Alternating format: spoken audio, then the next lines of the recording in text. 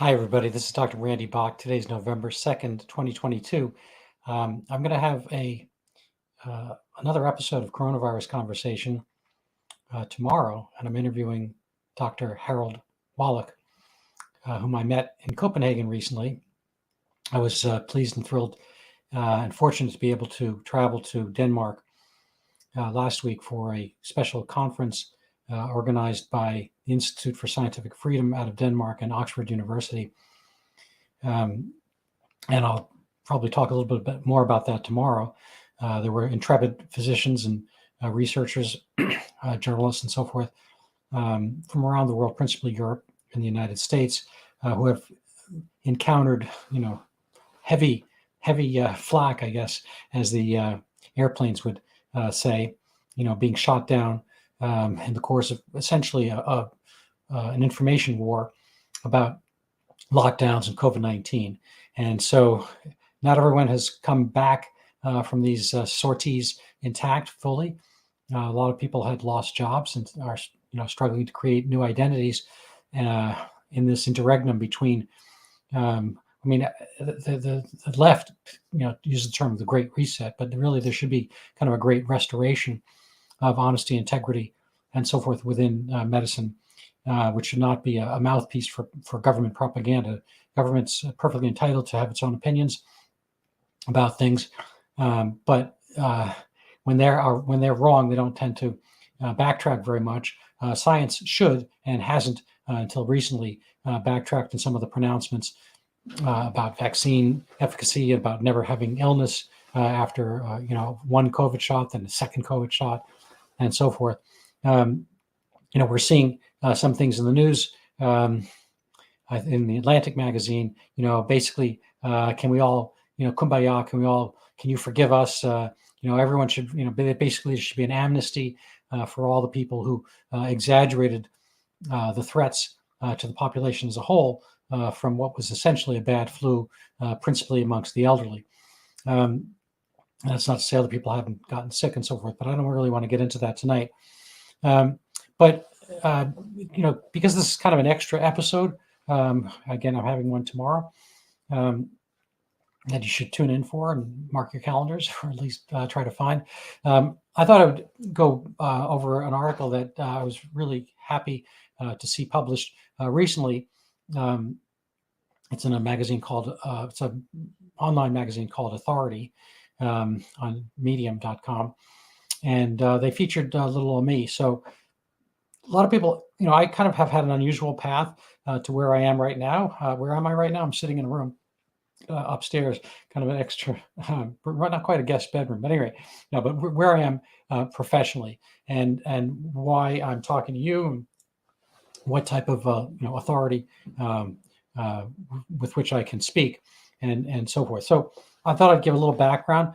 Some of it has I guess if you have adversity thrown your way, there are two things that can happen. You're either going to find it diminish you, or you're going to get stronger.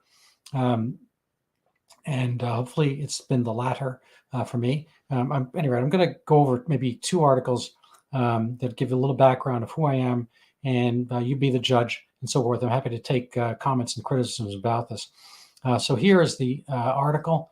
Who is that? You're probably all wondering, who is that handsome guy? Anyway, I don't always look so happy, but this is a good day for other reasons. So this article is how and why author me is helping to change our world. I mean, this is kind of the change series. I didn't come up with that title. And this is the blurb: reset the value of religious and moral truths versus merely scientific. There's a tendency today to follow the science, but decades of experience have shown there are a fair number of turnarounds, cul-de-sacs, and false starts in the world of science. Data is manipulable, statistics sometimes obscure, and a fair amount of studies put the cart before the horse, having a desired conclusion and then retrofitting some of the experimental format to lean that way. You can doubt this. There's a study of studies by Dr. John Ioannidis out of Stanford, which basically shows a fair amount of this happening. That studies are not, research studies, scientific studies, only a very small number of them are actually conclusive and dispositive in their fields. A lot of them are just kind of make work and so forth. Anyway, this is part of the series about authors who are making important social impact. There's me. This is a little bit of my background. Yale University, BS in Chemistry and Physics, University of Rochester, MD. And prior to this pandemic, I was looking at the quiet after Brazil's Zika microcephaly pandemic. And I began work on overturning this pandemic, the Zika microcephaly pandemic, probably in 2019, before anybody had heard of COVID-19 outside of, say, the virologists in Wuhan. Can you tell us about? So this is a kind of a long story. I'll try to go over it. I know it pretty well. So this is an interview kind of article. So my brothers and I, we grew up financially poor but educationally rich. My parents had somewhat impoverished themselves for our sake and benefit, sending the elder two sons. There had been a son before us who had died from neuroblastoma at age 3. And so we were very fortunate, in fact, that our parents stayed together. We didn't know anything about this, obviously. It's because he lived and died before we were born. So there were probably some issues and some freight and baggage my parents had over having had their first child die. And this is after, a little bit of waiting because my dad had been sent to war and my mom was marriageable in the early 1940s. And she had to wait till everyone came back, and not everybody did amongst the potentials. So she married my dad, and he was a wonderful guy. I'm not going to get into that. He was an attorney. And so potentially, we could have lived, better, but my older brother decided to go to this private school in 7th grade. And when they asked me if I wanted to go, I was like, well, he went, so, how am I going to not go? And so we wound up paying full freight, which was high, in today's dollars, probably, I don't know, 50,000 a year or something like that. So whatever the private schools go for now. So they kind of, stuck away from luxuries from themselves. They didn't travel. We basically lived in a tight one and a half, really. It's a 1-bedroom rent controlled apartment in the Bronx. And so we didn't have a lot of the other things that maybe kids have, and the trips and travel and all kind of stuff. But, it was an active life. And there are a lot of kids in the neighborhood and so forth. So this is a book that influenced me. I mean, I frankly, I grew up a little bit in the, TV era, and we watched a lot of cartoons and so forth, and we weren't always reading books. They were assigned in school. Elementary school, I wound up reading probably every biography of baseball players.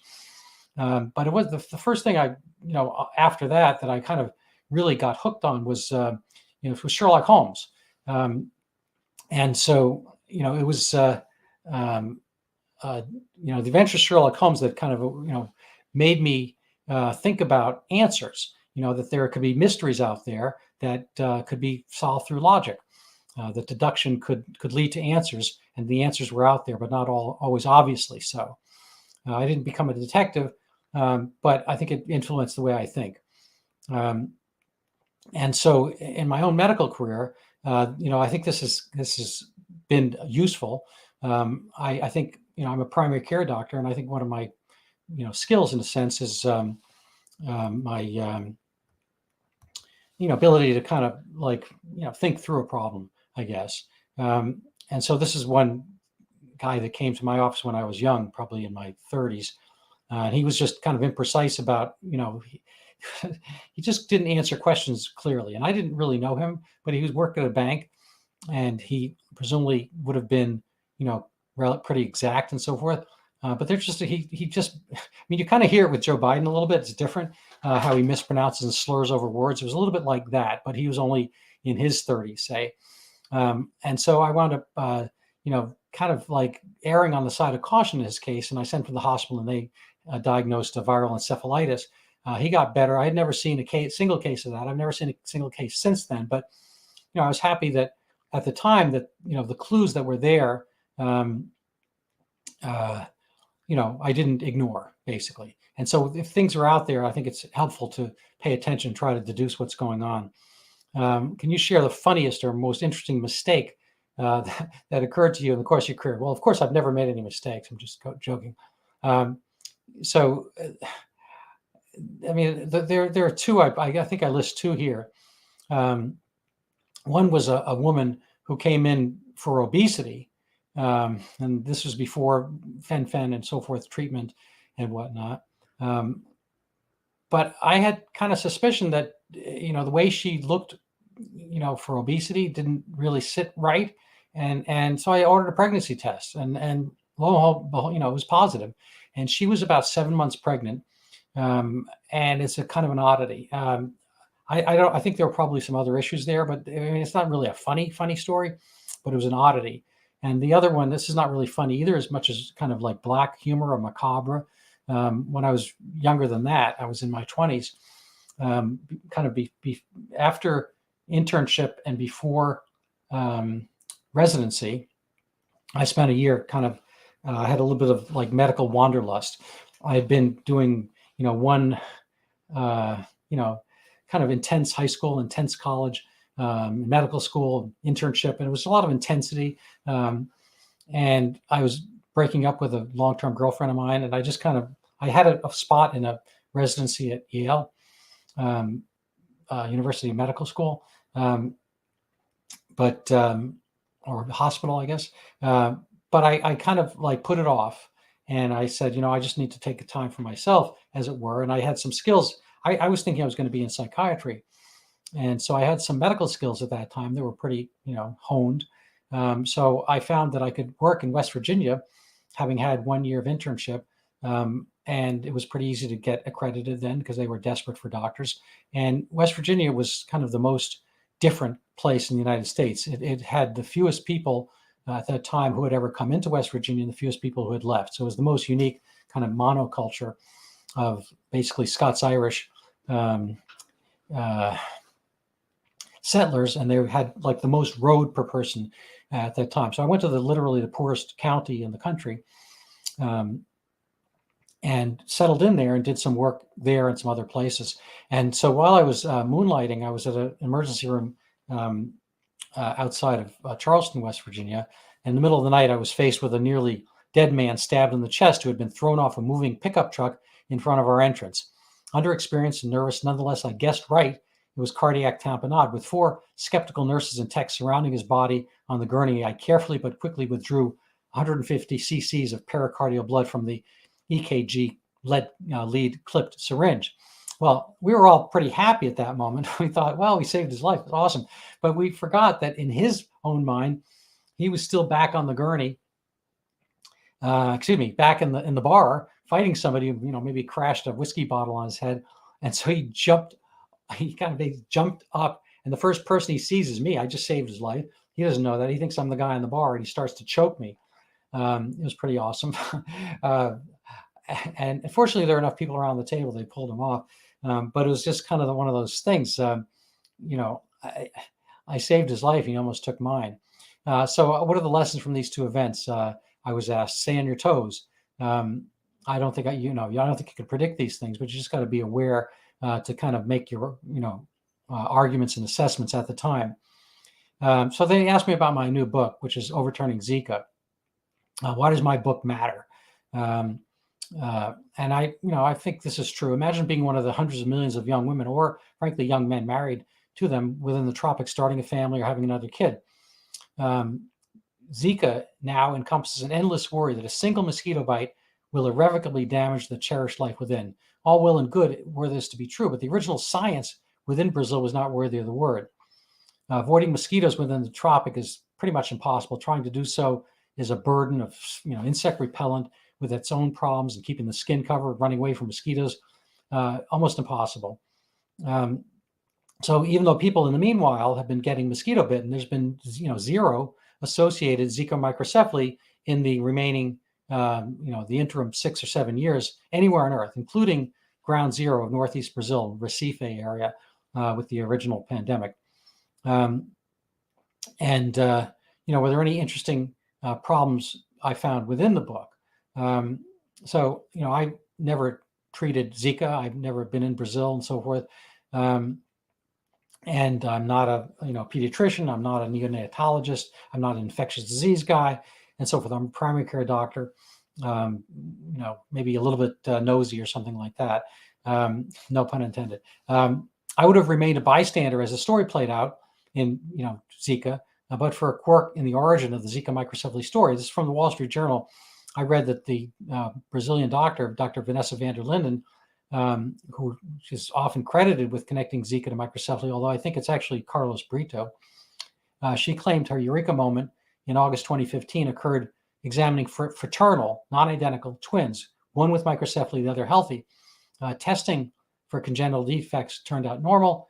So she said that means we're dealing with something new. I don't know why it has to be something new, because there are already a number of infectious illnesses that theoretically can bring about microcephaly, toxoplasmosis, parvovirus, rubella, cytomegalovirus, herpes, syphilis, anyway, a bunch. So there's no reason to posit, or decide there's something new. So she had this eureka moment, which essentially brought about my own, but in the opposite direction. If there was a virus during early pregnancy, why didn't it affect both twins? The other brother's normalcy, or the brother's normalcy, would seem to contradict an infectious likelihood. I mean, if one kid got an infection within the womb, why didn't they both get it? It doesn't seem to make any sense. So why should we assume Dr. van der Linden's potentially false certainty? Anyway, so this kind of was the spark for my thinking on this matter, and I put it to rest. It was 2016. It was only 3 years later I just kind of got a tweak, one of these little nudges on Facebook, that there's an article something I commented on 3 years ago, and I was like, what happened to Zika in the meanwhile?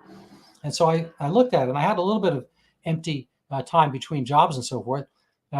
So I wound up researching, and I found it, amazing that, well, you have to read the story, but, you can read my Overturning Zika book, or an article investigating Zika microcephaly's crash in the American Journal of Medicine, that goes on really the very, very, very, very, very flimsy kind of sequence of conjecture that everyone just assumed were fact or science. So what the question is, what made me decide to bring that message to the greater world?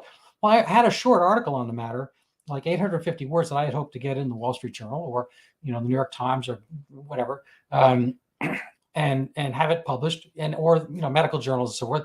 And in early 2020, the Journal of the American Medical Association, JAMA, they liked it, and so I was on a Zoom call with the two erstwhile chief editors of the journal, JAMA, Doctors Bauschner and Livingston, and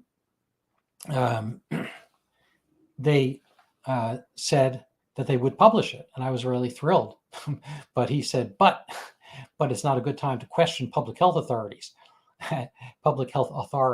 and so they're going to pass on this. But I asked, what about the essentially billion young people throughout the world doing family planning? Doesn't their public health matter? And so the answer was no, not as much as staying in line politically with what is our situation in the U.S. And so it was more important to repeat kind of the it did not come from the Wuhan virology lab. It came from the wild. You must do ventilators. You must not take medication. You must, anyway, there was a whole bunch of things medically that happened. We're seeing the kind of fallout from this. A lot of the scales are falling from people's eyes as they see that they were lied to, and there was a lot of propaganda within the medical establishment. And so what it comes down to for me was this: does medicine countenance debate? So when they told me they weren't going to publish this, I didn't see any time in the near future, because I didn't know how long this future pandemic, COVID-19 in early 2020, was going to last. I just said, you know what? I'm going to go do an end around, as we say in football. I'm going to go around JAMA, around NEGM, which also refused to publish my commentary piece, basically. So I thought, I'm just going to research it further, and I'm going to make it conclusive, and they're not going to be able to deny it. And so I wrote this book, and the book hasn't fully taken hold yet in the popular imagination, but I think ultimately it will, because Zika will continue to be gone as a problem. The virus exists, but it doesn't seem to cause microcephaly. Anyway, another day, another story. So, medicine doesn't have courts. I at the time, I think people knew more about Johnny Depp and Amber Heard's intricacies than they do, about how Zika microcephaly or COVID actually originated. So medicine doesn't have courts, so we rely on conversation review. If you take away conversation review, you're left with what? Well, you're left with basically political power. And so I kind of came up with this book, which I guess is slightly misspelled here. See if you can find it. Overturning Zika. I think there's another extra R. And so I've been doing, medical writing. I've written a number of articles. In the meanwhile, I could send you links if you're curious. One about, Omicron, another about the BU kind of Frankenstein chimeric COVID-19 virus they've been creating, for whatever reason. So, what other things have I done? I worked I had my own medical practice for 30 years in Revere, and I had a narcotic withdrawal program using Suboxone. And at one point, one addicted corrections officer had failed the program doing street drugs, in addition to the prescription. He left the program angrily. He was failing the drug test, and I wasn't going to keep people, giving them, our pseudo narcotic Suboxone. It's buprenorphine, it rhymes with morphine for a reason. I wasn't going to give him our narcotic. He's going to go out and shop narcotics. So I don't know what he can sell ours or the other one. I don't know. So he was repetitively dirty on his urines. So he kind of, I couldn't keep him on the program. He screamed and had a bunch of nasty words. But then he came back a few months later and he wanted me to detox him at this point. And I was like, well, why would you kind of come back here if you called me all those words, if you believe those things about me? And he said that, other clinics have been much more lax, and he felt that he needed a tougher, kind of a tougher physician, although he had a, kind of a curse word for tougher. And I was that guy. And then he actually succeeded. So here's that guy. Anyway, so are there three things the community, society, politicians can do to help you address the root of the problem I'm trying to solve? So that's where that quote on the top comes through. Keep an open mind, don't accept everything public health officials say, and so forth. They are just people. I know they're just people because I've met them. I've talked with them, I argue with them, and they exist in their own political circumstances, under their own pressures, with their own reasons for espousing the policies they do. They don't always and completely align with the truth. Think of the big picture. Einstein was laughed at. Galileo was persecuted and prosecuted. Columbus was mocked. They weren't wrong, but their ideas took time to percolate. The truth, in particular, scientific truth, always gets a say ultimately. So you have to be willing to debate scientific topics. The concept that science is settled is inimical, contrary to science itself. Science really comprises two different things. I've said this many times: a body of knowledge and the logical experimental process by which we can determine which things really are the best explanations for certain phenomena. So science must be objective, science must be honest, otherwise everything falls apart. And for some reason, they asked me to define leadership. Basically, Coach Lombardi said, leader is a visionary that energizes others with a vision of the future, inspiring others to make the vision a reality. I don't think I can do that. I don't think that's me per se. I tend to be in smaller groups, but I try to remain true to myself and true to my ideals. So, I had the low point I mentioned earlier. The lowest point emotionally and economically occurred when a patient in my narcotic addiction program decided to take a vengeful and exaggerated swing at my practice by writing an aggressive, unverified complaint to the state board. He basically said that I kind of poked him in the stomach, I threw his glasses on the ground, stuff like that, where there were people in the office at the time. There were like 6 other people. He never said anything to anybody that day. He never came back. It was his really first and only visit with me, just to discuss the program. And his real issue was that he had worked at a major company locally and had a real job, and he lost it, and he had drug issues and so forth, and his life declined. But he was on disability, and he was collecting from that company. At the same time, he was selling heroin, and he had a few side jobs, one like fixing fences, and he did stuff for his mom, fixing her house and so forth. So he was physically able. And I kind of sussed this out and talked with him. And I said, look, we could get you off your narcotics that shouldn't be an issue with Suboxone. But to stay off, you have to have direction and focus in life. And if you're kind of hedging things and living a lie in a sense, I mean, I think he knew he was physically able to do things to go back to work, but he was maybe embarrassed or had been, kind of too much water under the bridge or whatever. And he agreed, essentially I was walking, he was filling out a form after this, and I was walking by, and he called me into the room, and he has tears in his eyes, and he said, Dr. Bock, you're right. Like I said, I'm always right. What am I right? I'm just kidding. But what am I right about? He said, I'm lazy.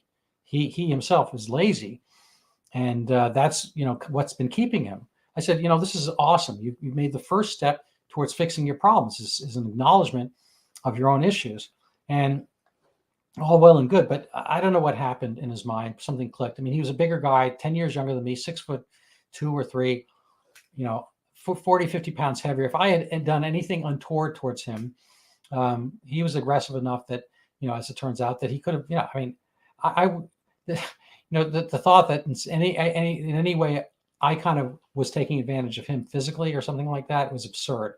Anyway, the time we live in, a complaint like this gets to the board, and they run with it.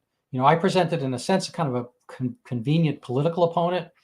I am politically, probably not on the left. And I think that if I presented a, kind of a different face or political view and so forth, I think they might have been easier on me. But I think they went, full tilt on me, and I wound up being suspended. I never admitted to any of the complaints that happened. So this, here's kind of in writing. I was shocked at every step when the board sided with him over me. I was told I could keep my license if I signed a statement, basically never to do again what I had never done in the first place.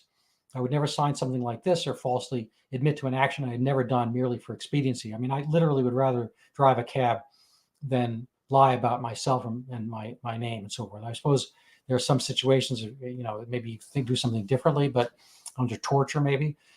So I remained 6 years in the wilderness, and I fought, legally up and down the judicial system. Eventually, I won a number of times, but at cost of having lost my own, very much loved practice. I had my own practice, my own staff, my group of patients I had been following, helping for 27 years in Revere, Massachusetts. I did keep my integrity though, and for that I really didn't lose much sleep along the way. It was still exhausting. I'm back working in primary care, but my own clinic was lost in the process. So what are 5 things I wish somebody had told me when I first started, and why? So, for me, I got to say it's overconfidence sometimes, may put you over a cliff. I mean, maybe I thought I was too confident with this one guy. I mean, who knows? Maybe he sensed something. I have no idea. Maybe I, was too much on target with him, and he couldn't handle all at once. Maybe that's something we should have waited for. I mean, there's little things. It's hard, you can always Monday, morning quarterback, but you can't take things back. I personally had seen and treated many other people with different results, better results than what happened here. So I've always been able to accumulate and access a large amount of information. This may be an excellent student. However, it's a mistake to see every situation as a test. People don't always necessarily want to hear cultivated answers. They want to work through things themselves and have you understand their situations. The entry to affecting change in others, to let them see choices, find the correct pathway, perhaps after some trial and error. I don't know if I can do this all the time, but I think it's a worthy goal. Along the same lines, you can be right and still be wrong. Similar, a lot of what happens in conversation with interpersonal, maybe with this guy, relationships has almost an animal aspect. Your dog or cat, can't literally understand your explanation, but can see your attitude, your movements, your grace. Cultivate your own comfort and peace. Friendship will follow, and people will more likely, conversely, come to your aid when those times occur in which you yourself were wrong, at which point you'll be all right. So my other advice is trust your wife, enlarge your life. You'll have to rhyme something with husband or whatever, depending on your case. My wife and I dated, for 7 years. There was this concept we were maintaining freedom, keeping our options open. But, oddly enough, and kind of counterintuitively, I later couldn't believe, frankly, what a relief marriage was. It was a whole different dimension to the relationship in a small, very small way. It's the difference between renting and owning a home, for instance. When you own the relationship, you each put so much more into it, just like with your house. bringing a family into being is the most rewarding yet trying task. Don't wait too long. This is other advice. This kind of homilies. Pay your bills on time. The virtuous circle of Adam Smith requires this. A lot of people less well off than you potentially, and you got to keep them going and help them flourish. And don't make them wait for your payment. So I didn't used to do this when I was young. I grew up, as I said, kind of relatively poor, and I always kind of wanted to hold on to the money. But that's, it's not helpful. So I pay my bills pretty much instantly now. So reset the value of religious and moral truth versus scientific. This is the quote I started with, so I'm not going to spend much more time on it. Religious sermonizing seemed in my early years to be, kind of, too much hot air, but is essentially a more tried and true format for living than some seemingly scientific fadisms. One quick example is people are always on the hunt for some new drink, nutrient, or food or additive that'll provide longevity. And oddly enough, regular church attendance, being married, taking on community activity leadership are each individually and together associated with greater longevity. But nobody speaks of these things, not the CDC or the FDA. And each of these probably do more than finding a cleaner diet or taking yoga, whatever. And beyond that, people sometimes lose sight of the quality of life in a quest for more quantity of life. The golden rule might very well be the golden rule. So my favorite life lesson quote. So I was saying my parents didn't always have it easy, but they stayed together. We played a lot with my dad, wrestling kind of stuff. And one morning, Sunday morning, I came up with a silly song. If you think you could do it, you can. And my mom just loved it. She loved it like more than I thought. Seemed like a silly, easy song. And she told me it was a great truth. She was exaggerating, but those moments of love and appreciation are the wind under our sails, figuratively. My dad passed away in 1979, so that's 43 years ago, and my mom a decade ago. But the internal conversations with them, carry on, and I think that's the real gift we have within ourselves and give to each other is to be strong and to be continuous with people and to kind of work hard so they can do better. Who would you have breakfast with or lunch? So here I've got Theodore Dalrymple, Scott Adams, Andrew Clavin, Tom Brady, Megyn Kelly. Tom Brady might need lunch soon. He might be lonely. Megyn Kelly, Thomas Sowell. These are people who have their thoughts and wishes imprinted in their actions, and they tend to carry through. So what I say here, each person is willing to maintain an opinion or position despite outside pressure, often at significant cost and prestige. For each to think is more important than to group think. If he were still around, I'd choose Winston Churchill, who said, success is not final, failure is not fatal. It is the courage to continue that counts. So how can people follow my work? I've probably talked to you about some of these before, my book, my website, I'm on Twitter and so forth. Anyway, so I'm going to maybe skip out of this in a second. There is, if anybody's curious, there's kind of a compilation. Oh, that's me at lunch today. Sorry.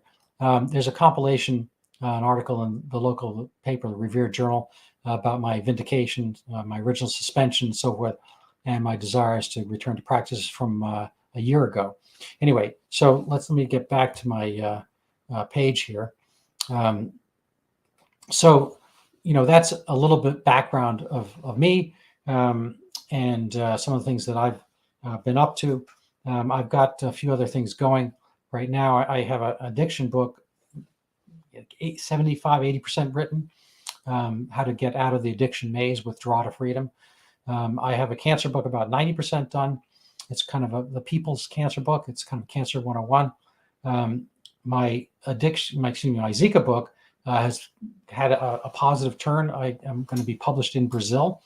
And so I should be in bookstores there. We'll see whether there's a book tour and whatnot. I'll keep you apprised. And I have a Zika comic book. It's a graphic novel to kind of help explain the Zika story to people who are not going to read the book or the medical journal and so forth. Anyway, I went a little bit longer today than I had planned. So I'm going to be starting a little bit after 7 p.m. today.